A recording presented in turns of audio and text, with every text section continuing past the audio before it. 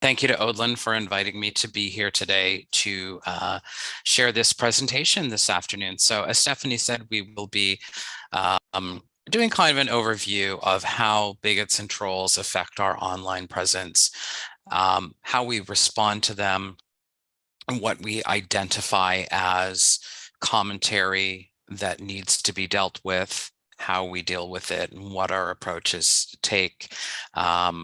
And the overarching theme of the whole thing is that we do our very best to never take it personally, and to understand and respect the fact that even the most negative commentary can be turned around and used as an opportunity for education and conversation. So we'll get started. Rainbow Faith and Freedom, where I first met Stephanie actually several years ago.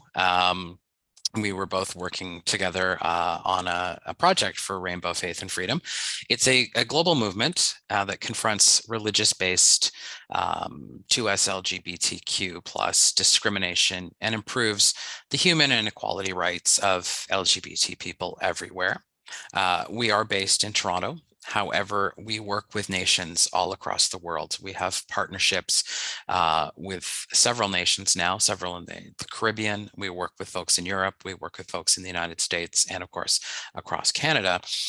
And as we all know from living in the social media age, social media makes everything truly worldwide. I am a volunteer actually with RFF. I have a day job, but I am the volunteer communications team lead and media officer for Rainbow Faith and Freedom. I joined about 2.5 years ago, managing social media, external communications, media releases, public relations, all that sort of stuff. And I enjoyed it so much that I have stuck around for an entire pandemic and then some. So, as with most organizations, our primary avenue of promotion and marketing is social media. We are active on Facebook, Instagram, Twitter, and LinkedIn. And as a registered charity and a nonprofit organization, we do rely on this low-cost avenue of promotion and communication. As with many other organizations, particularly those in the charitable field, the COVID-19 pandemic saw everything that we do, all of our events, all of our outreach, all of our community relations, and all of our personal and professional development took place for the last 2.5 years in the virtual sphere. So we have relied very heavily on social media to keep us connected, not only with our audience and with our donors and our supporters, but with each other as a team. Our increased social media presence, of course, and the growing audience that we've developed over the past several years has, I guess you could say, organically resulted in an increase in hateful, bigoted, and homophobic comments and messaging. So what we're going to talk about today, or what I'm going to talk about today, is how we identify that, how we address it, and how we work with it and work around it. So to start off, I just want to kind of take a quick look at what online hate looks like. When I started conceiving this presentation a while ago, my first plan was to actually do screenshots of some of the commentary that we've experienced and received. And I realized pretty quickly as I revisited some of that, that I really didn't want to give voice to those people any further than we already have. I want to talk about sort of the essence of it without throwing some of those hateful, bigoted, potentially triggering comments in front of people. So you will not see today any screenshots of some of the messages that we have received. Instead, we'll talk about it in kind of a more holistic way, I guess. So what for us actually constitutes a hateful or a bigoted comment, and where do we find that line that crosses from okay, this person's kind of off to, okay, this person is completely unacceptable. So we kind of adopted the, as a team, as a group, met about this a number of times, and we kind of adopted the we know it when we see it approach. So that covers everything from slurs to disrespectful language.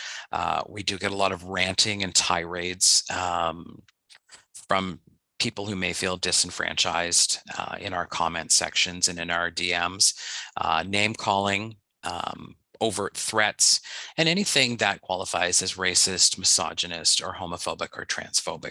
We know it when we see it. So there's not really a set formula for when we address what we see in our comments and messages. It's really handled on a case-by-case and comment-by-comment basis. And because we are small but growing, we have a substantial audience, a much more substantial audience than we had at the beginning of the pandemic and when we really moved online for a lot of things. We are still able to address every comment. We're still able to read them all. We look at every notification that we get. And so we are able to really address each one of them individually. What we don't qualify as online hate or bigotry, but something that we do get a lot of, because we are a faith-based organization, we get a lot of people from the Facebook crowd specifically, who will quote scripture at us, or people who are telling us why their particular faith says what we're doing or what we're communicating or what we're espousing is wrong. And while we may be in complete disagreement with them, as long as the tone and the presentation of their commentary is not overly aggressive and doesn't border on threatening or violent, we really approach these examples as an opportunity for more communication and more conversation about what it is that we do and why we exist. Now, as a lot of people probably do know from largely living online since the spring of 2020, there has been an overall increase online in terms of hate and disinformation. We saw that to an extreme amount for the first 2+ years of the COVID-19 pandemic. We saw a marked increase in the spreading of false information, particularly from the anti-lockdown, anti-restriction, anti-vax crowd. Unfortunately, we continue to see it today, even as we don't live really with a lot of restrictions anymore. We can credit a lot of it, or we do credit a lot of it to a previous American president and the people who followed that individual. That's really when the rise came about. 2016 to 2020 saw a large jump, and we'll examine that a bit more in a few slides. Not surprisingly, we have discovered crossover, a lot of crossover in the people who are posting hateful commentary on our platforms, and people who have this sort of anti-everything rhetoric on their social media. And we know this because, as I said, we do continue to address everything that we receive comment by comment. So we will visit the profiles or the pages of the quote unquote haters to help us determine what our approach is going to be to individual comments and messaging. Why have we specifically seen an increase? We know there's been an increase across the entire internet, but why have we at RFF seen an increase? Knowing that our regular audience is very respectful and engaged. The majority of people who follow us, the almost complete majority of people who follow us in our audience online, are people who are directly affected by the issues that we address and the issues that we work with on a regular basis, which really is defined as the intersection of faith and sexual/gender identity and the issues that can cause in people's lives and in their communities. So our followers are respectful. They are engaged. They communicate with us. They're there because they want to be there. Now, we do see a lot of bots get through. Everybody probably knows what a bot is, but just for a quick definition, it's an online social media profile that is not a real person. It may be computer generated. It may be generated in a bot farm, as they call them, where you may have a dozen people who are managing literally thousands of fake accounts for the purpose of spreading false information and hate on any number of platforms. We do recognize that we've always had the occasional bad apple or disenfranchised person who may not realize that their communication technique is coming across as hate speech, or that everything they see on Facebook or Twitter or Instagram may not in fact be true, and they might be perpetuating the spread of false information. Where we really started to see an increase is when we began hosting those large-scale national or international online events and using social media as our main method of promotion and marketing. We have also promoted nationwide surveys as part of our resource pillar, involving the development of research around the issues that we deal with. We also promote that resource portal across Canada. About a year and a half ago, I think, we released a national survey report on the effects of homophobia and transphobia on individuals in Canada through the faith-based lens. That involved media attention. That involved a lot of social media promotion, media releases. It put our name out there. We've held media briefings to discuss things like that survey report, the release of that, as well as our other events. So as we have grown as an organization, we've been more front-facing. We've been out there in the public, and that has brought back some of the commentary and messaging that we're going to be talking about. The main reason that we expanded beyond our natural or organic audience of people who wanted to follow us and get our updates and be involved in our events is that we started boosting or promoting our posts. So that would put our marketing and communications out to a lot more people than our natural audience. And the increased media attention also would drive the haters and the trolls to our platforms. As an example, promotions of our posts, our organic posts often hit about 100 to 200, sometimes up to 400 individual views on Facebook, for example, which is great for a small organization like ours. It really has grown quite exponentially in the last few years, and we're proud of that. Now, when we promote our posts, the average hit is about 5,000. So we're going from a small community of 100 to 200 engaged people on Facebook up to an audience of 5,000 plus individual views across the entire Facebook platform. Some of our posts have actually reached upwards of 10,000 impressions, depending on what the content may be. So if we're getting a dozen to 24 comments a day from our natural organic audience of 200 people, you can imagine what starts flowing in when you're hitting the 5,000 to 10,000 mark. Now, interestingly, when we do promote our posts, we do so to targeted audience groups. So we will aim our posts when we are promoting them through Facebook and Instagram, specifically at curated groups of social media users who have identified their online interests as things like LGBTQ plus issues, human rights, certain hashtags like the CanQueer hashtag, others related to anything sort of human rights, social justice related. The interesting thing is you would think that we would only then, through those targeted groups, be getting people who were interested in our messaging.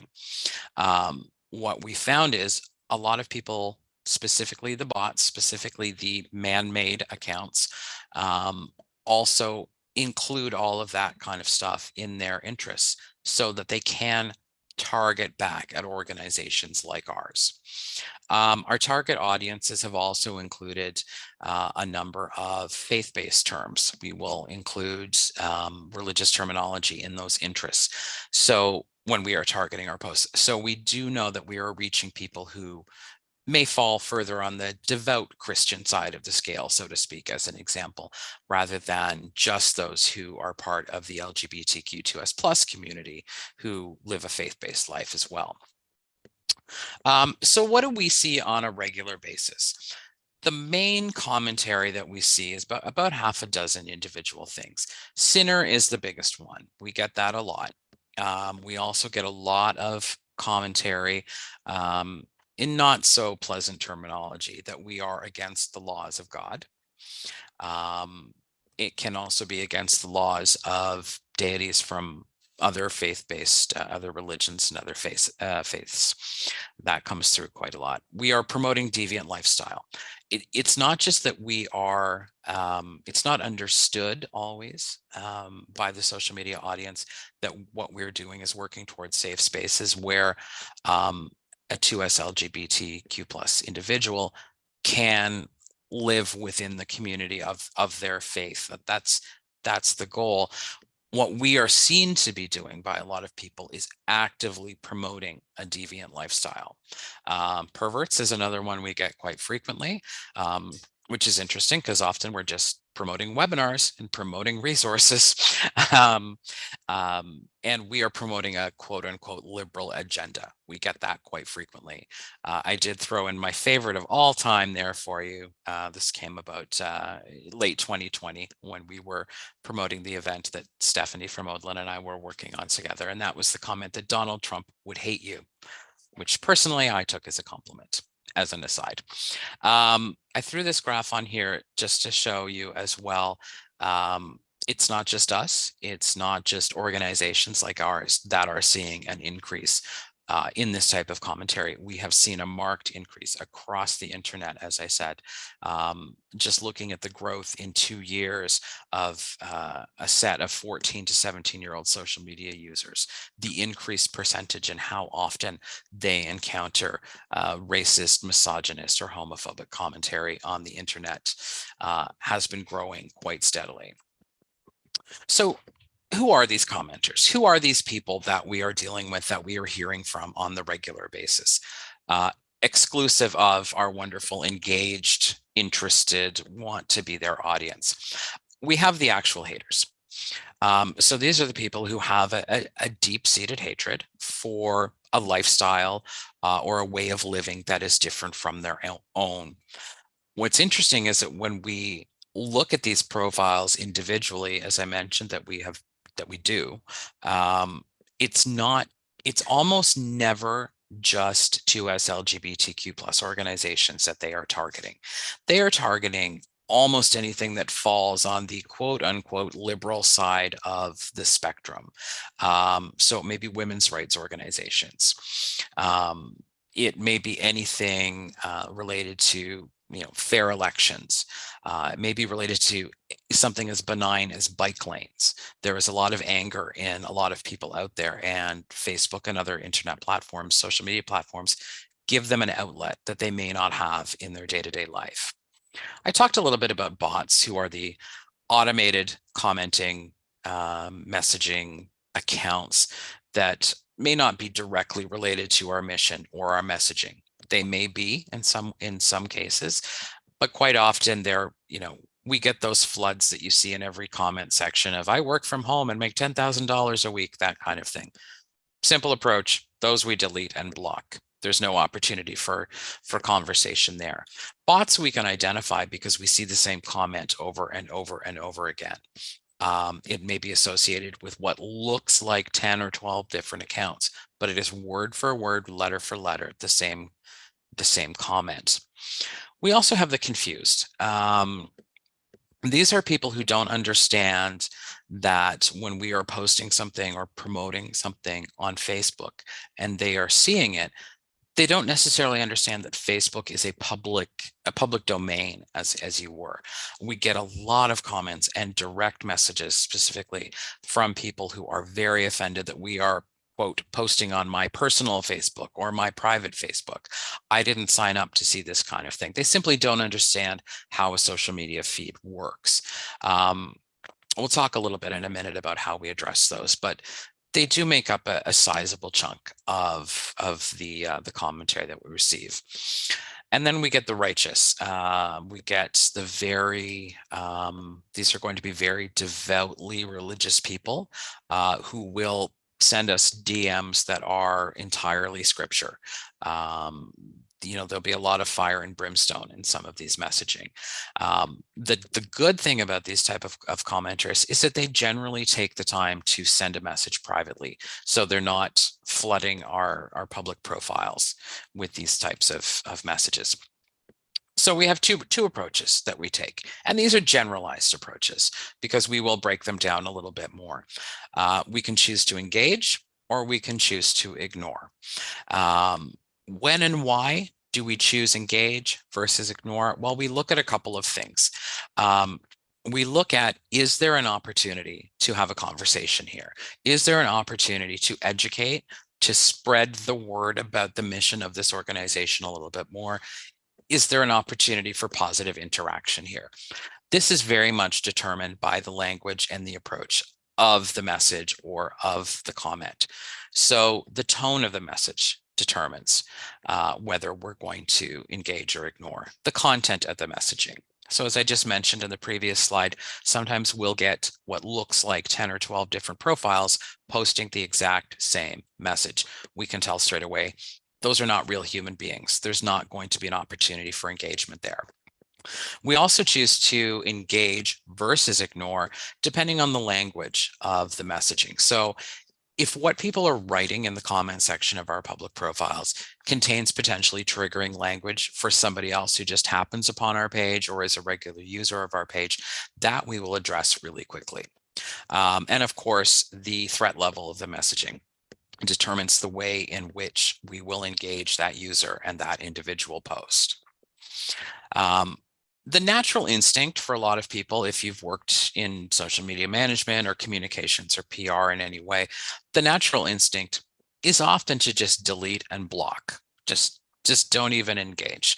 Like your mother said when you were young, if you don't have anything nice to say, just ignore it.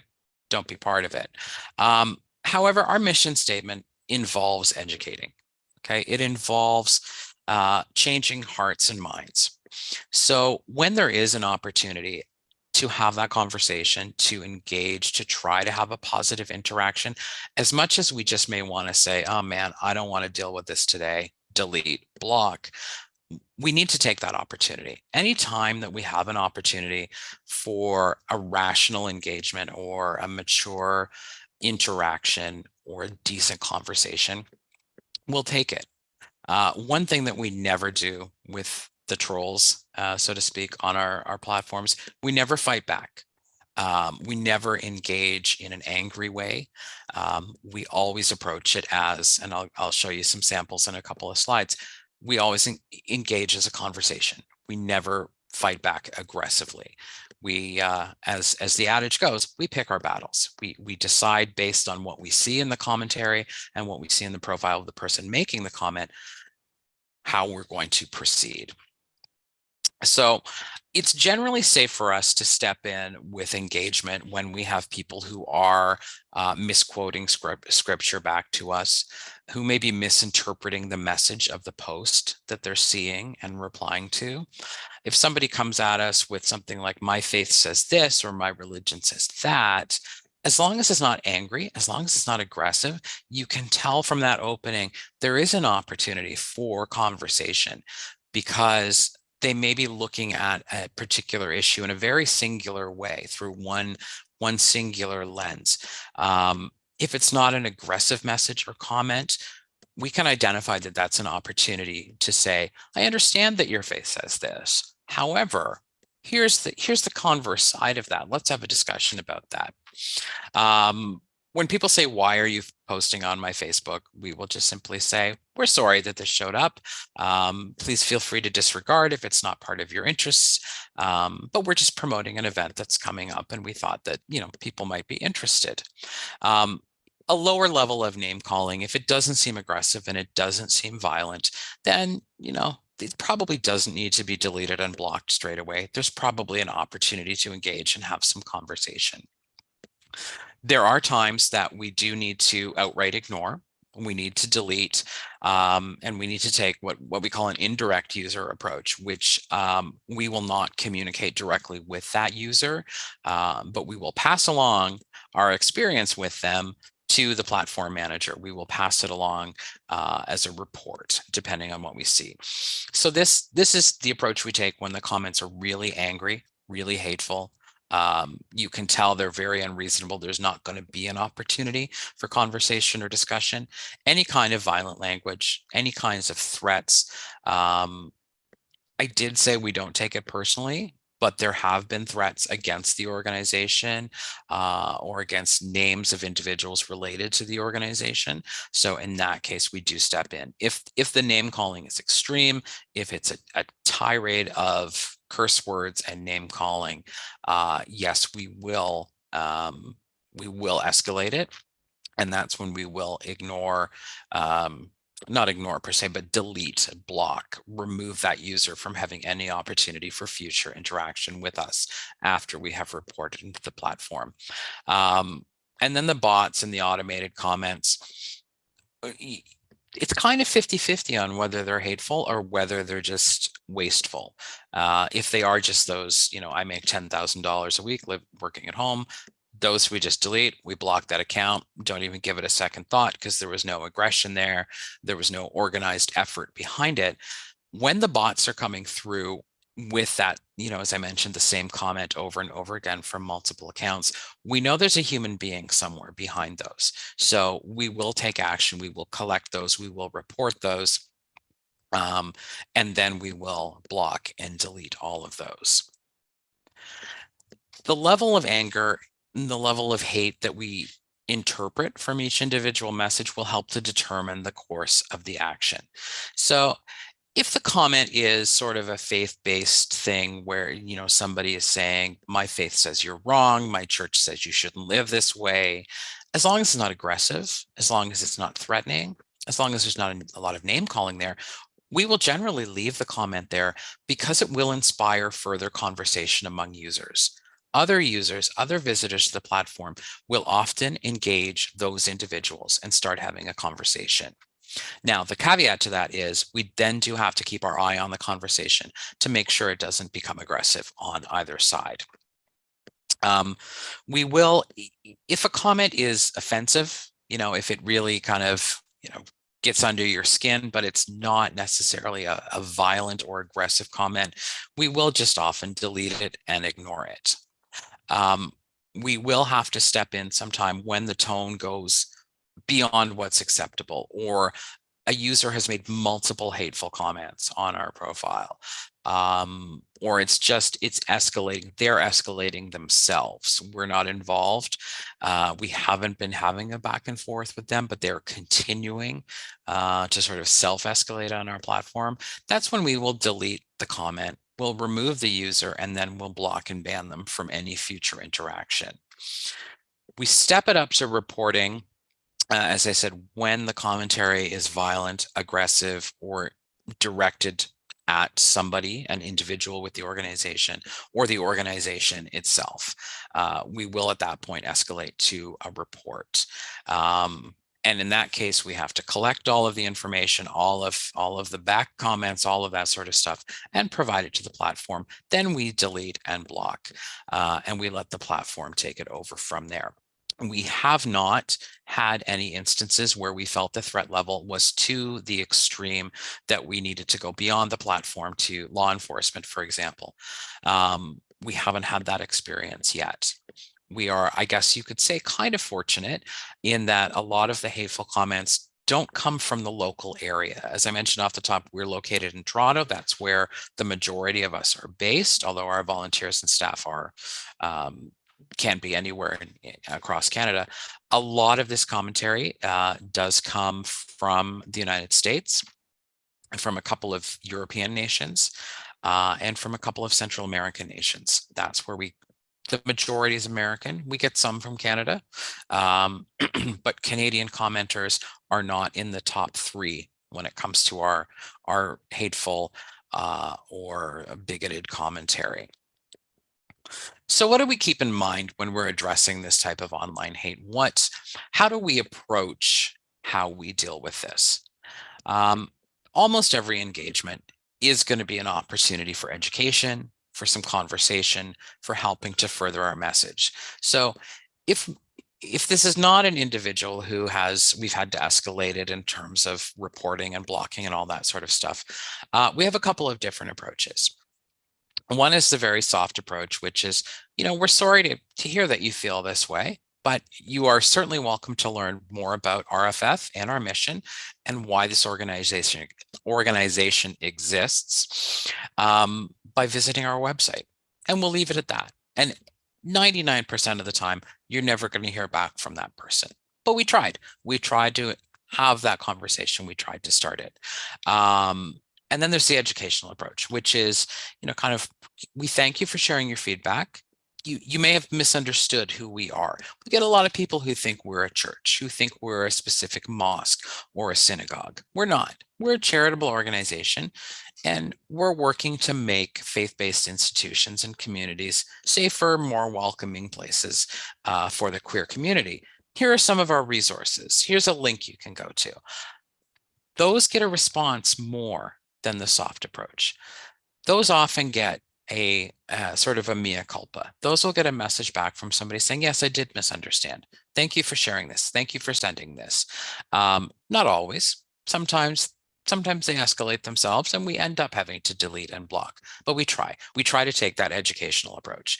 The thought we always have in mind, or the thought that I always keep in mind, is if somebody's taking the time to share hate, to share anger with us as an organization, this little teeny tiny Toronto-based Canadian international organization, they're probably doing it to other people. So if we have an opportunity to soften them in some way, we'd love to take that, because we know there's going to be a snowball effect. Even before the rise of online hate and the spread of misinformation and bigotry and trolling on the internet, a thick skin was required for any public-facing communication or social media role. As I said right off the top, it's never personal against me as an individual. It's never personal against you as an individual if you're managing a social media platform for an organization. It can be hard to keep that in mind, but you really have to not let those comments sit under your skin, not let yourself feel personally attacked by the ignorance and bigotry of somebody out there on the internet with whom your path will never cross in any other context. So you really do have to keep that thick skin on. We love engagement. We love when we have the opportunity to have the conversation with these users, to share more of our resources with them, to invite them to learn more about rainbow faith and freedom. But at the same time, you can't be afraid to escalate them to like a platform report or something like that, rather than engage. If there's a threat of violence, violent language, even if there's not an overt threat, but it feels threatening, I tell our social media volunteers, just escalate it. Just take it send it to Meta, send it to Facebook, report it to the platform. We don't need to take it any further than that. Like I said, we love the opportunity to engage in a conversational way, and quite often it works out really well. Sometimes it doesn't, and I have no problem hitting that delete and block button when I need to. So I just spent like 20 minutes talking about how there are awful people out there on the internet who comment on our platform, on our posts. It may seem counterintuitive, but there is a benefit to these people. There is a benefit to this type of commentary. Engagement from other users. I mentioned sometimes we'll leave the more benign comments on there to allow our users the opportunity to engage and converse with people. That is definitely a benefit because it can help to grow our community online. More comments means more visibility. For a small organization like ours, it does rely on promoting posts now and then for a wider reach. Every comment, every like, every reaction, it pushes our original posts into more and more social media feeds. So if you were to comment as an individual on a Rainbow Faith and Freedom post in your Facebook feed, excuse me, that comment, the fact that you did that would then appear in the social media feeds of everybody you're connected with on Facebook. So we're seeing a very quick, very rapid expansion in who's looking at our posts, who's seeing our posts in their feeds with every single comment.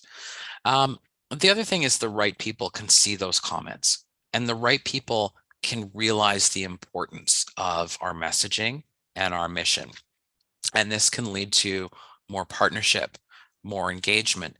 This can even, it sounds a little crass, this can even lead to more financial support.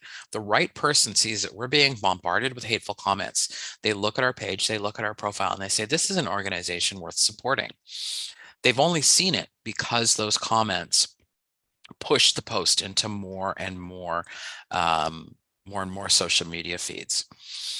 This type of comment also provides really hard proof for us. It's content for promoting the mission and the messaging of our organization specifically. It helps us to push the need for more support for what it is that we do. So perhaps when we're filling out a grant application with the federal government, for example, we can provide these examples of the hateful commentary we're receiving and say, this is why we need to exist, because people like that are out there, telling a young gay individual they're not welcome in a church. This is why we exist. So it can be helpful for us in terms of advancing our mission itself. And it's also helped to engage and connect us with other groups and organizations who are experiencing the same kind of feedback. So we've been able to discuss best practices approaches with them. We've been able to collaborate with other organizations. We've been able to contribute to the research studies of other organizations based on what's been involved, what we've seen in our comment sections, for example. We've been able to build new relationships with other organizations because some random person took the time to share a hateful comment on our platform. There was a benefit to us. So just to do kind of a quick recap, we have seen a dramatic rise in online hate and angry commentary and the spreading of misinformation in recent years, particularly driven by the COVID-19 pandemic. And it continues to rise. You'd think at this point it would be waning, but it does continue to rise. And that rise has manifested itself in a number of ways, most of which provide the opportunity for engagement and for education. And that's what we love. We love to engage an audience and help to further educate on the mission of our organization. We do need to look at each comment and message with a critical eye. Ask ourselves, can we reason with this person? Is there value in engaging? Can this lead us to a fruitful conversation? And then, of course, is this even a real person that's commenting? And don't be afraid if you're managing social media. Like I said, don't be afraid to delete, block, and most importantly, report.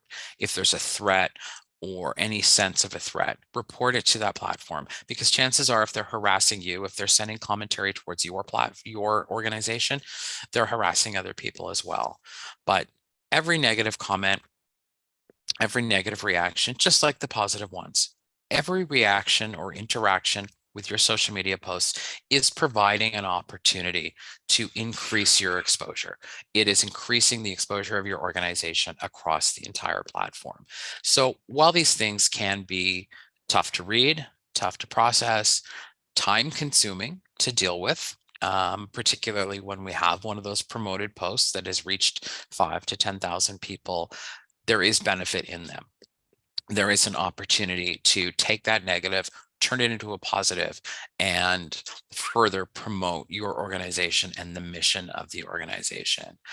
The bottom line for us is we continue moving forward despite the hate, despite the commentary that we receive sometimes, the messaging that we receive.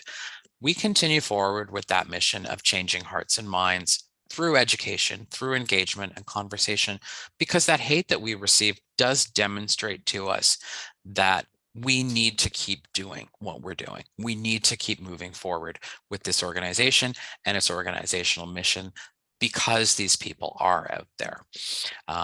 So for us, like I said, as time consuming and difficult as it can be sometimes to process all of these comments and this feedback, it does keep us going.